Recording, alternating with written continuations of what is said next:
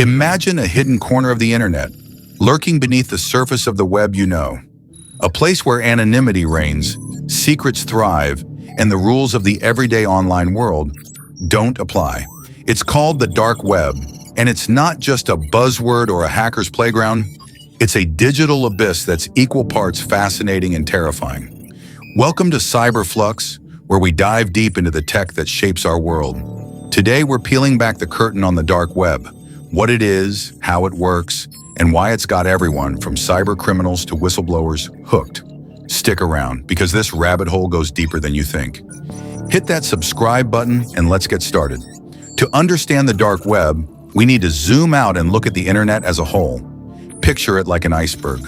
The part you see above water, that's the surface web. Google, YouTube, Amazon, the stuff you use every day. It's only about 4% of the internet. Crazy, right? Below that is the deep web. Think private databases, your bank account login, or company intranets. It's huge, but it's not shady. It's just not indexed by search engines. Then at the very bottom, buried in the darkest depths, is the dark web. It's a tiny slice of the deep web, but it's deliberately hidden. You can't just stumble onto it with a Google search.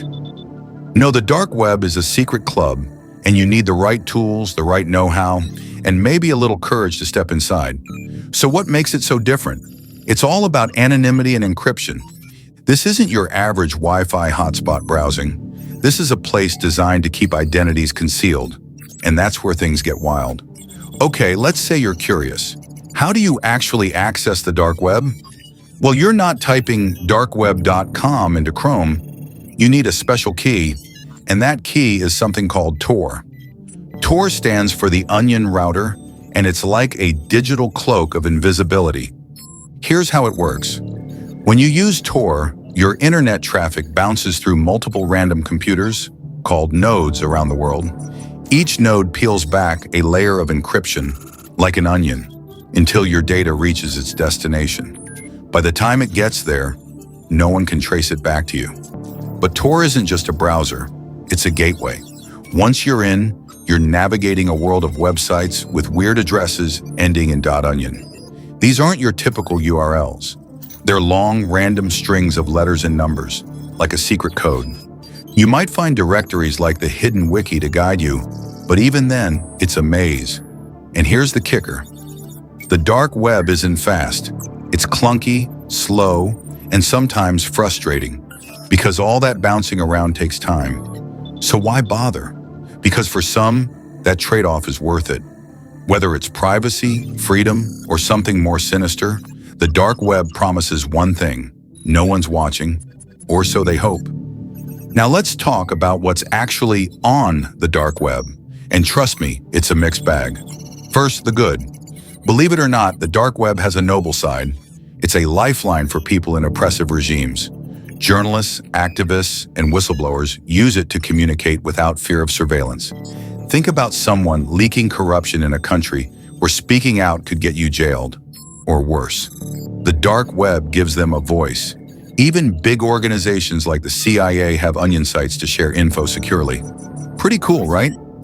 But then there's the bad, and it's what most people picture when they hear dark web. Markets like the infamous Silk Road, which ran from 2011 to 2013, sold everything from drugs to weapons. These aren't your sketchy Craigslist deals. These are full-on digital black markets with user reviews, escrow systems, and cryptocurrency payments like Bitcoin. Silk Road's founder, Ross Ulbricht, got caught, but new markets pop up all the time. It's like whack-a-mole for law enforcement. And then there's the ugly stuff so dark it's hard to stomach. Hackers peddle stolen data, your credit card, your passwords, your identity. There are sites offering hacking services, counterfeit cash, even worse if you dig deep enough. It's not all urban legend. Some of it's real, and it's why the dark web's reputation is so notorious. But here's a question to chew on. Is it the tech that's evil or the people using it? Let's keep that in mind as we go deeper.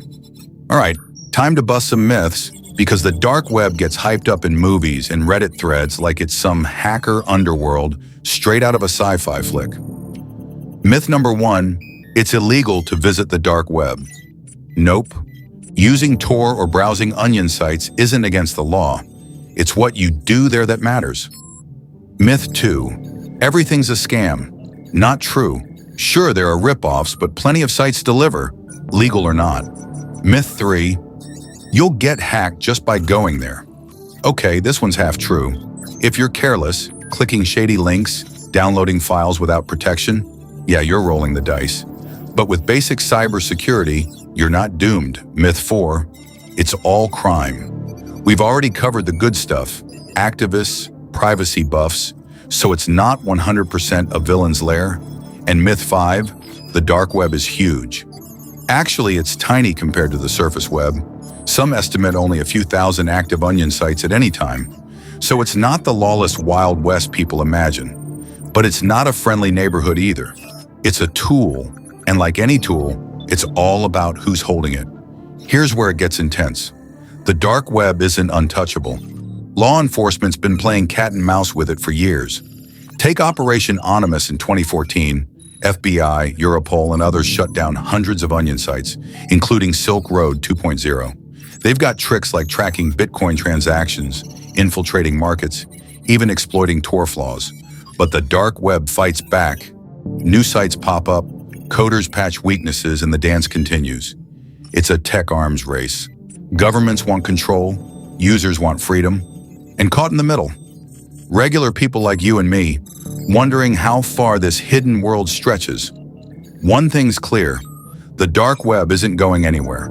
As long as there's a demand for anonymity, good or bad, it'll keep evolving. So what is the dark web? It's a shadow internet, a place of extremes, freedom and chaos, heroes and villains. It's not just a tech story, it's a human one. Next time you're online, think about what's lurking beneath the surface, and maybe ask yourself, would you dare to look? That's it for today's dive on Cyberflux. If you love this, smash that like button, subscribe, and ring the bell. We've got more tech mysteries coming your way.